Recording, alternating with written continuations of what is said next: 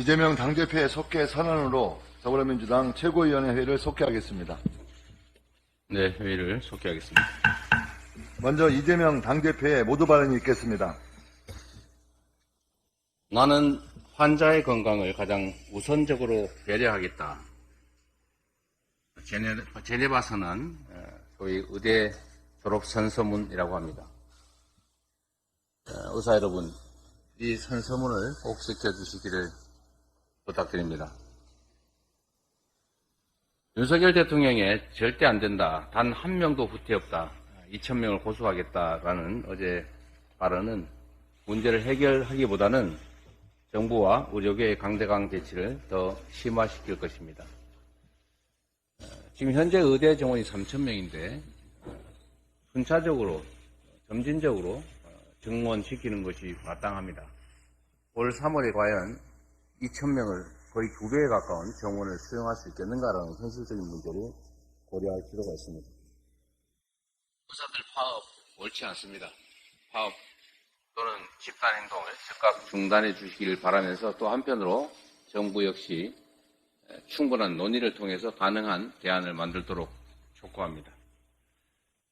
국민건강권 확보가 최우선입니다.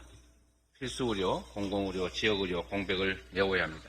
그리고 보상체계를 합리적으로 재정비해야 합니다. 민주주의는 설득과 타협을 통해 합의를 도출하는 것입니다. 민주당이 국회에서 관계자들과 머리를 맞대고 실질적인 절충안 마련에 적극적으로 나서겠습니다. 경제 악화로 금융 약자들의 불법 세금융 피해가 눈덩이처럼 늘어나고 있습니다. 부모님의 치료비를 마련하겠다고 단돈 50만 원을 빌렸는데 7개월 만에 이자만 3,400만 원을 갚아야 됐다라는 이야기 과연 믿어지십니까? 이 영화 같은 이야기가 실제 현실 이야기라고 합니다. 최근 3년간 접수된 불법 사금융 피해가 연평균 5천 건 가까이 됩니다. 법 위반도 매년 증가 추세인데 엄히 처벌된 사건은 약 2%에 불과하다고 합니다. 단속과 처벌의 한계가 뚜렷해서 연 8,000%가 넘는 살인적인 이자, 그리고 가족과 직장을 볼모로 한 악덕 사채업자의 협박에 서민과 청년들의 삶이 무너지고 있습니다. 정부가 금융 취약계층의 사각지대를 보완할 수 있게 적극적으로 나서야 합니다. 저신용 서민들에 대한 이자 부담 완화, 그리고 생활 안정을 보장해야 합니다. 불법 사금융은 우리 경제의 허리 라인인 40대, 50대뿐만 아니라 청년에게까지 퍼져 있습니다.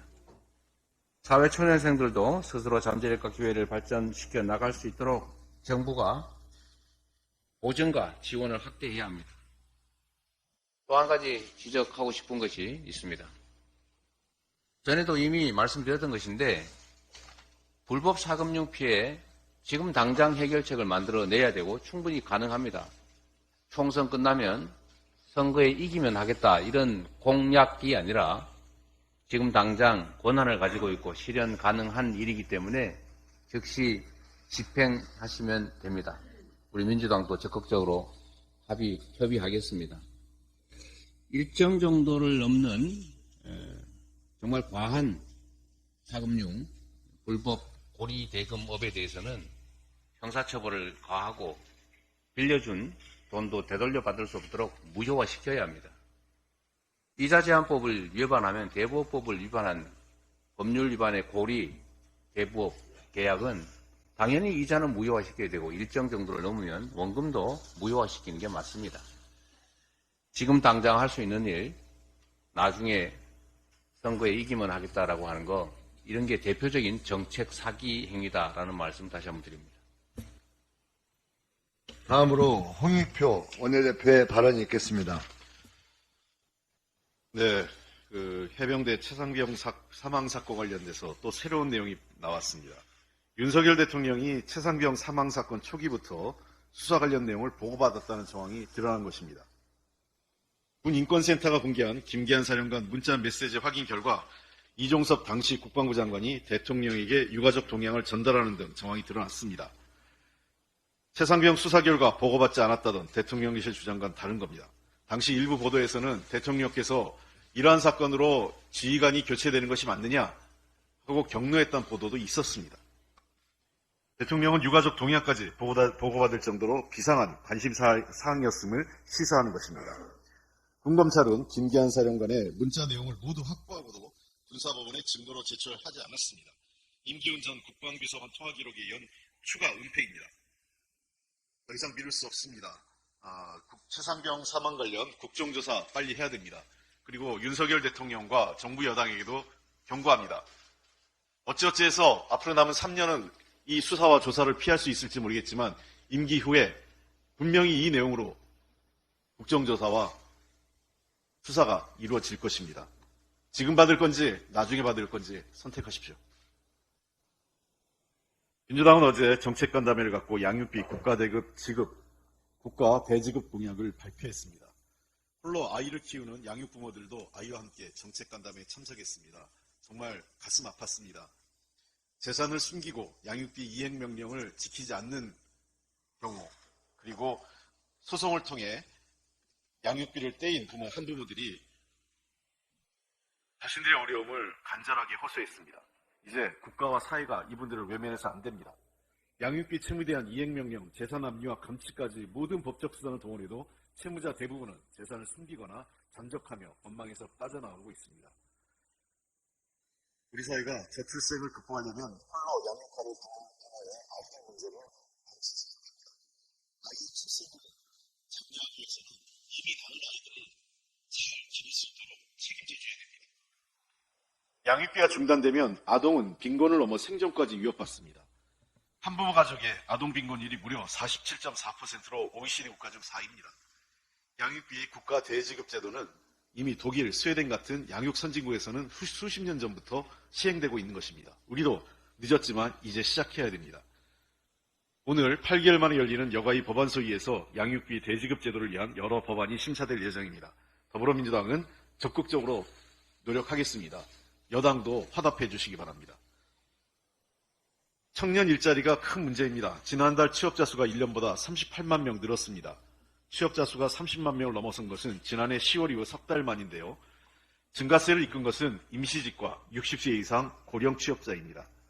신규 취업자 38만 명 중 60세 이상이 35만 명으로 전체 92%를 차지한 겁니다. 반면에 청년 일자리 8만 5천 개는 사라졌습니다. 2022년 11월 이후 15개월 연속 감소입니다. 40대도 4만 2천 명 줄어서 22년 7월 이후 19개월째 감소입니다. 40대와 청년 등 우리 경제의 허리와 미래인 두 계층의 고용지표가 악화되고 있는 겁니다. 정부는 이러한 문제를 방치해서는 안 됩니다. 지금 가장 문제가 되는 것은 일자리 미스매치입니다. 고용허리층인 30대는 그냥 쉬었다. 그러한 인구가 30만 명입니다. 8개월째 증가고요. 3명 중 1명이 원하는 일자리를 찾기 어려워서 구직활동을 쉬었다는 것입니다. 반면에 기업은 인력난에 허덕이고 있습니다. 주력산업의 인력난은 최근 5년 새 최대입니다.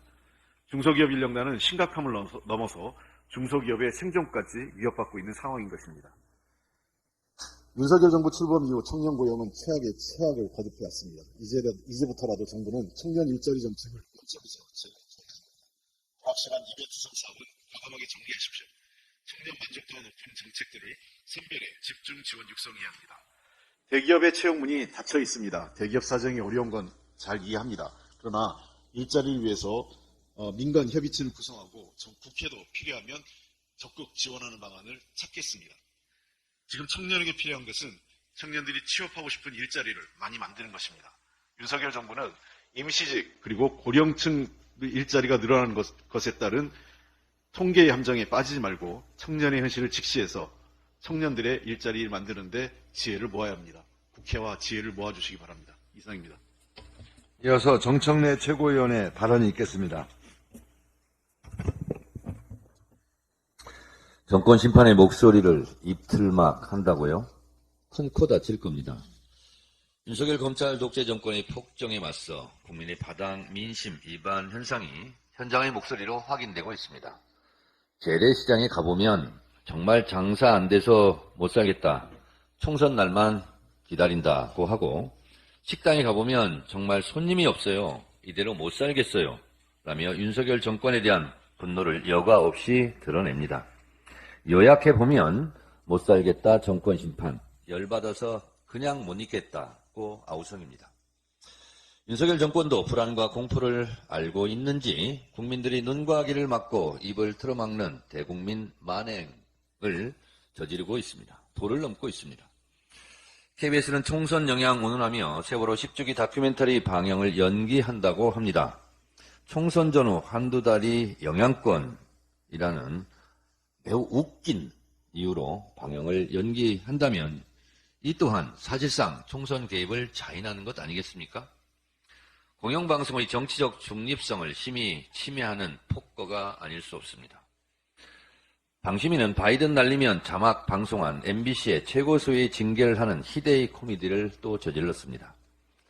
카이스트 졸업생을 입틀막하고 사지를 들고 쫓아낸 대통령 경호실과 방심위는 국민을 상대로 도발하고 있습니다.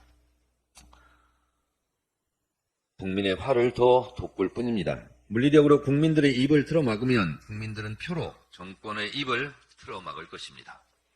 윤석열 정권 치하 곳곳에서 정권의 힘으로 국민을 누를 수 있다는 착각에 의한 무리수가 자행되고 있지만 결국 모두 사필 규정 단죄 될 겁니다. 박근혜 전 대통령도 선거에 개입했다 하여 징역 2년형 실형을 선고받은 바 있습니다.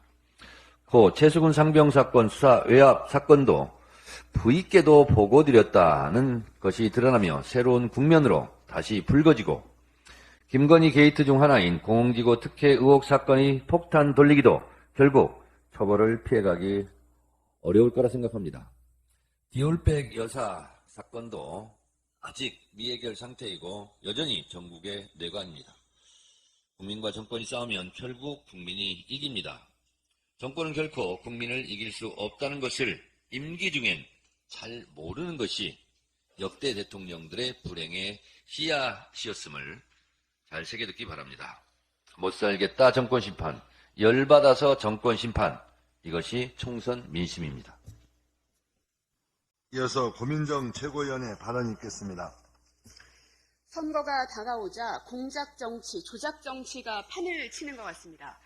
손준성 검사로 시작된 윤석열 검찰의 고발 사주는 다들 기억하실 겁니다. 당시에는 수사가 진척도 되지 않았고 결국에는 윤석열 대통령은 대통령으로 탄생이 됐습니다. 하지만 지금 손준성 검사는 징역 1년형을 받았습니다. 불법을 저질러서라도 당선만 되면 된다라는 전례를 남긴 사건이었습니다. 그 당시에 조직적 범죄의 그 순서를 보면 손준성 검사가 사주를 했고 여당과 보수단체가 고발과 신고를 하면 검찰과 기관은 수사와 징계에 나섭니다. 이런 똑같은 수법과 시기가 총선을 앞둔 지금 다시 반복되고 있습니다. 바로 언론의 입을 틀어막기 위해서입니다. 방심위 유일임 위원장의 민원 사주는 이미 다들 알고 계실 겁니다. 가족에게 민원을 사주해서 특정 언론에게 징계를 내렸던 사건입니다. 이미 1월 초에 고발을 했고 제가 직접 나가서 고발인 조사까지 받았음에도 불구하고 지금까지 수사가 더 진척됐거나 압수수색을 했거나 유일임 위원장에 대해서 뭔가 조치가 있었다는 얘기는 들어본 적이 없습니다. 어떻게든 이번 총선 국면만 넘어가면 된다고 생각하는 것 같습니다. 그런데 또 최근 공정언론 국민연대가 선거 방심위에 잇따라 정부 비판 방송을 문제 제기하고 있습니다. 공정언론 국민연대가 신고를 하면 공정언론연대 공동대표 및 이사직을 맡은 권재홍 최초로 이 두 심의위원이 중징계를 의견 개진합니다. 뭔가 의심스럽지 않습니까? 뿐만 아니라 이 두 사람의 심의 당시의 기록들을 보면 공언연의 모니터를 근거로 해서 발언하는 것들이 기록에 나옵니다. 셀프 민원이고 민원 사주를 의심하지 않을 수가 없습니다. 결국 방심위도 접수하더니 이제는 선거 방심위까지 접수하겠다는 그 검은 속내 아닙니까? 권재홍 최초로 두 사람에 대해서는 법적 조치를 검토하겠습니다. 총선을 앞두고 깨끗한 정치를 하겠다고 입에 발린 말은 그렇게 잘들 하면서 도대체 그 버릇은 왜 고치지 못하는 겁니까? 고발 사주에 대한 기억이 아직도 국민들 머릿속에서는 지워지지 않고 있습니다. 이번 총선을 앞두고 언론의 입을 틀어막기 위해서 그리고 어떻게 해서든 야당의 총선을 방해하기 위해서 이런 공작 정치, 조작 정치들은 들어설 수 없을 것임을 명심하시고 이 선거의 깨끗한 정치가 될 수 있도록 유념해 주실 것을 다시 한번 부탁드리겠습니다. 이어서 박찬대 최고위원의 발언이 있겠습니다. 윤석열 대통령이 해병대 최상병 사망 사건에 대해 초기 단계에서부터 상세한 보고를 받은 정황이 드러났습니다. 그동안 군과 대통령실 주요 관계자들이 국회와 법정에서 최상병 사망 사건과 관련해 세부 사안을 대통령실에 보고한 적이 없다고 주장해 왔는데 이를 뒤집는 메시지 수발신 내역이 확보된 것입니다. 김계한 해병대 사령관의 카카오톡 텔레그램 수발신 내역을 보면 윤석열 대통령이 유가족의 동향까지 세세하게 보고받은 정황이 드러납니다. 따라서 윤석열 대통령이 해병대 수사단의 수사 결과도 보고받았을 가능성이 매우 높습니다. 최상병 사망사건 수사 외압의 몸통이 누구인지 점점 분명해지고 있습니다. 작년 7월 30일 국방부 장관 수사 결과 보고 전후로 임기훈 국방비서관, 행정관 김모 대령 등이 수사 결과 보고서를 손에 넣기 위해 분주하게 움직였습니다. 며칠 뒤인 8월 2일 해병대 수사단이 경북경찰청에 수사 기록을 이첩하자 대통령실 관계자들과 국방부가 해병대와 경찰에 황급하게 연락을 돌렸고 결국 수사 기록을 경찰에서 빼냈습니다. 누가 봐도 이상한 이 움직임들은 대통령의 관심을 빼놓고선 설명하기 어렵습니다. 해병대 수사단장이었던 박정훈 대령은 작년 12월 법정에서 7월 31일 11시경 대통령 주간 수석 보좌관 회의 시 국방비서관으로부터 해병대 1사단 사망사건을 보고받으면서 경로하여 바로 국방부 장관 연결하라고 하였고 대통령은 국방부 장관에게 이런 일로 사단장까지 처벌하면 누가 사단장을 할 수 있겠느냐며 질책하였다고 진술했습니다. 이 진술이 사실이라면 최상병 사망사고 수사 외압, 국기문란 사건의 몸통은 바로 윤석열 대통령입니다. 최상병 사망사고 수사 외압 의혹의 진상은 반드시 밝혀져야 합니다. 억울한 죽음의 진상 파악을 방해한 자들에게 합당한 책임을 물어야 합니다. 윤석열 대통령도 거기서 결코 자유로울 수 없을 것입니다. 어제 윤석열 대통령은 국무회의에서 이런 말씀을 하셨습니다. 국민의 생명과 안전을 지키는 일은 국가 안보, 치안과 함께 국가가 존립하는 이유이자 정부에게 주어진 가장 기본적인 헌법적 책무이다. 이 말씀에 전적으로 동의합니다. 다시 한번 강조드리지만 국민의 생명과 안전을 지키는 일은 국가가 존립하는 이유이고 정부에게 주어진 가장 기본적인 헌법적 책무입니다. 그런데 말입니다. 다른 사람이라면 몰라도 윤석열 대통령께서 이런 말씀을 하시기 전에 입술에 침이라도 한번 발라야 되지 않겠습니까? 159명이 희생된 12구 이태원 참사의 진상을 밝히자는 이태원 참사 특별법을 거부해놓고 해병대 최상병의 억울한 죽음의 진상을 밝히기 위한 수사를 방해해놓고 국민의 생명과 안전을 지키는 일이 헌법상 책무라고 말하는 게 양심에 찔리지 않습니까? 아니면 자신이 국가의 존립 이유를 부정하고 헌법적 책무를 저버린 대통령이라고 고백이라도 하시는 겁니까? 박절하게 들릴지 몰라도 우리 국민은 대통령의 상습적인 말과 행동의 불일치에 질릴 지경입니다. 사인 간의 관계에서 말과 행동이 다른 사람은 당연히 기피 대상이고 심하면 사기꾼 소리를 듣습니다. 하물며 국가를 대표하는 대통령이 그런 모순된 태도를 보여서야 되겠습니까? 말 따로 행동 따로 말 따 행따가 아니라 말과 행동이 일치하는 언행일치 대통령이 되시길 바랍니다.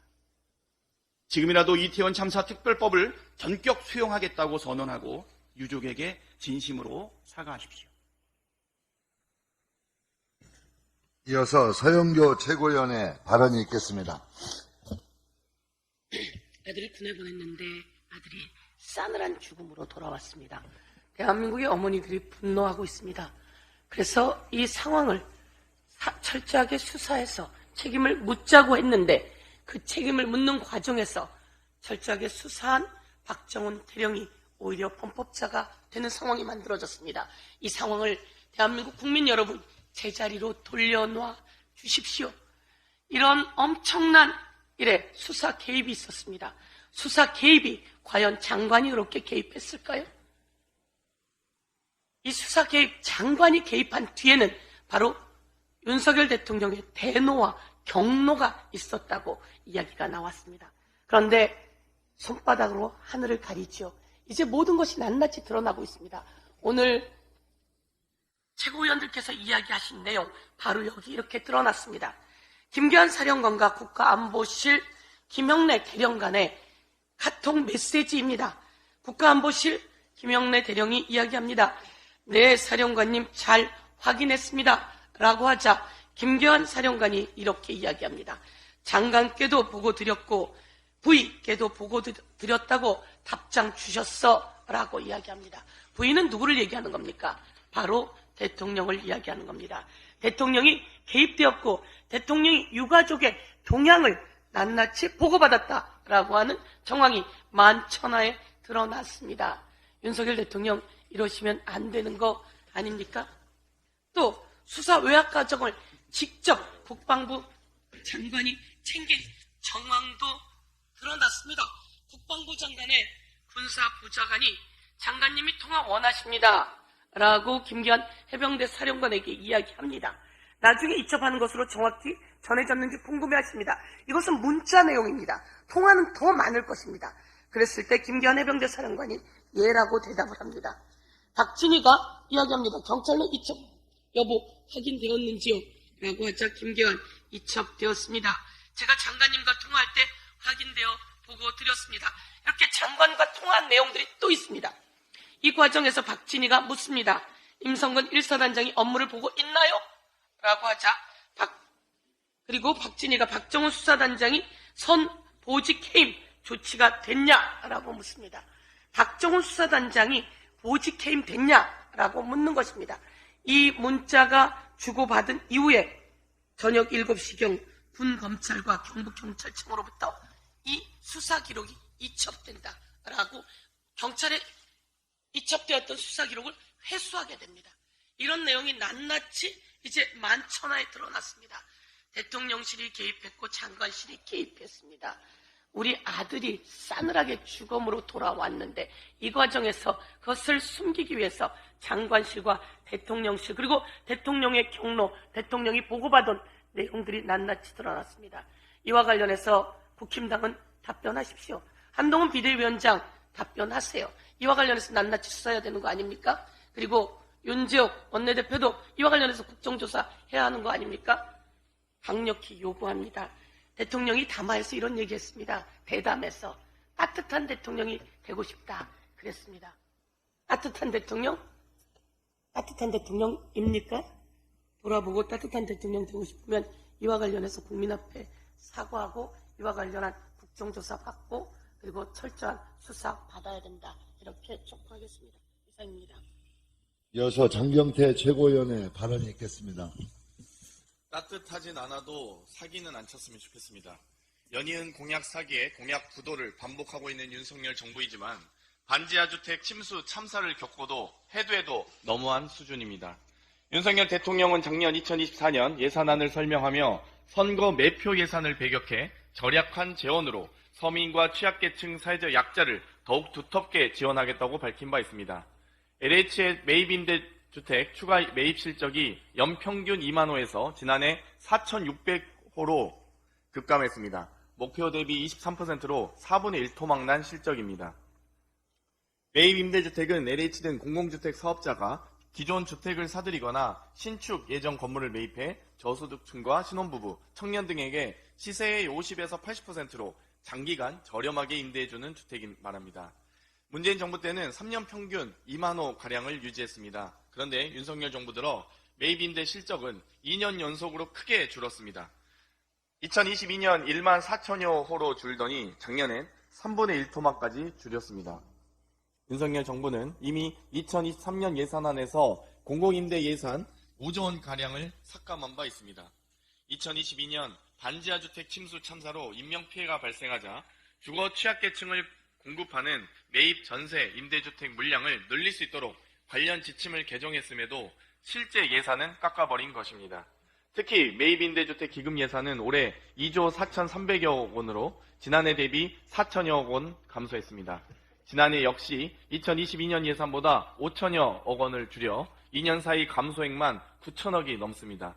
전세 사기 피해자 등 매입 임대주택 대상자가 계속 늘어나고 있는 상황에서도 예산은 계속 줄이고 있습니다. 매입 임대주택 예산이 바로 서민과 취약계층, 사회적 약자를 위한 예산입니다. 선거 매표 예산이 문제가 아니라 공약 사기, 공약 부도 국정 운영이 문제입니다. 윤석열 정부는 사기 정권, 부도 정권이라는 말을 듣지 않도록 노력하시기 바랍니다. 이상입니다. 이어서 서은숙 최고위원의 발언이 있겠습니다. 조용한 공천은 질문 없는 강의실이고 질문 없는 기자실입니다.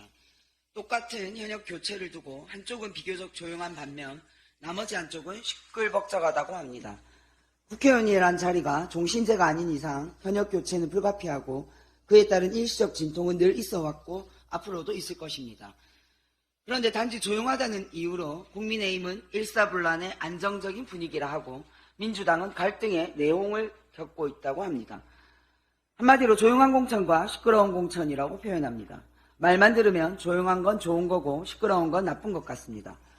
규제라는 두 글자는 무조건 나쁜 것이고 자율은 무조건 좋은 것처럼 들리는 것과 같은 맥락입니다. 하지만 물가도 그렇고 대학 등록금도 그렇고 자율에 맡길 게 아니라 일정 부분 규제가 필요합니다. 그런 것들이 바로 정치의 존재 이유이고 그것을 조정하는 내내 시끌벅적한 것이 정치가 돌아가는 방식입니다. 정당의 공천도 마찬가지입니다. 시끄러워야 정상입니다. 민주주의가 작동하는 방식이 그렇습니다. 선거하는데 일사불란하고 조용하면 그게 북한이지 대한민국입니까? 대한민국 검찰을 보십시오. 민주정부 시절에 내부 게시판에 정부를 비판하는 온갖 글들이 올라오더니 윤석열 정부 들어선 뒤부터 쥐죽은 듯 조용하니 그걸 정상이라고 누가 말할 수 있겠습니까?